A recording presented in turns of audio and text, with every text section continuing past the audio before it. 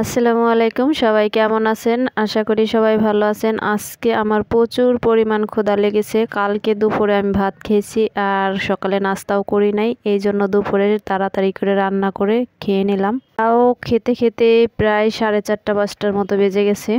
যাই হোক, এত মজার একটা তরকারি কিভাবে আমি রান্না করলাম সেটাই আপনাদের সাথে একটু শেয়ার করব। ঝটপট করে 20 মিনিটের ভিতর আমি রান্নাটা করে নিলাম। যে সব পুরুষ এবং মহিলারা বলে থাকেন একলা থাকলে অনেক সুবিধা, শহরে থাকলে কোনো কাজকর্ম থাকে না।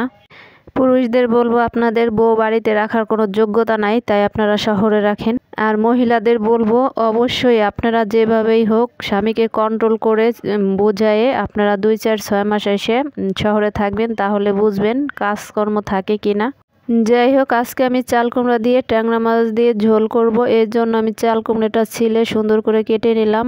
চাল কুমড়ার যে একটা টক ভাব আছে, এর জন্য একটু লবণ দিয়ে আমি 2-3 মিনিটের মতো একটু রেখে দিয়েছি। দেখেন এই যে লবণের কারণে পানিটা বের হয়ে গেছে, টক পানিটা। এখন কিন্তু এই চাল কুমড়া দিয়ে মাছ ঝোল করলে টক ভাবটাও থাকবে না, আবার চাল কুমড়া যে একটা গন্ধ থাকে ওইটাও থাকবে না। যাই হোক, এখন ঝটপট করে আমি চুলায় একটা প্যান বসিয়ে দিলাম। এইখানে আমি নিয়েছি পেঁয়াজ আর মরিচ পেস্ট করে নিয়েছি।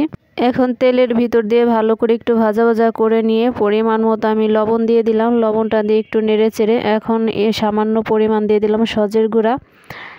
এখন 1 টেবিল চামচ দিয়ে দিছি জিরার গুঁড়া, 1 টেবিল চামচ দিয়ে দিছি হলুদের গুঁড়া। এখন এইগুলো আবারও একটু ভালো করে নেড়ে চেড়ে মশলাটা একটু কষিয়ে নেব হালকা। এখন একটু পানি দিয়ে আবারও একটু মশলাটা সুন্দর করে কষিয়ে, এইভাবে কিন্তু আপনি যে কোনো মাছ চাল কুমড়া দিয়ে ঝোল করে খেতে পারেন, ভীষণ মজার হয়। এখন আমি মাছগুলো দিয়ে দিলাম মশলার ভিতরে, একটু নেড়ে চেড়ে আমি চাল কুমড়াগুলো দিয়ে দিব। দিয়ে মশলার সাথে ভালো করে নেড়ে চেড়ে তারপরে একটু কষিয়ে নেব। এর ভিতরে কিন্তু আমি কোনো রকম পানি অ্যাড করব না। ভালো করে 2-3 মিনিট কষানো হলে একটা ঢাকনা দিয়ে একদম লো আছে একটু ঢাকনা দিয়ে ঢেকে দেব। 5 মিনিটের মতো রাখলেই কিন্তু চাল কুমড়াটা সিদ্ধ হয়ে যাবে। আমি আপনাদের একটা ভেঙে দেখাইলাম, দেখেন অনেক সুন্দর নরম হয়ে গেছে।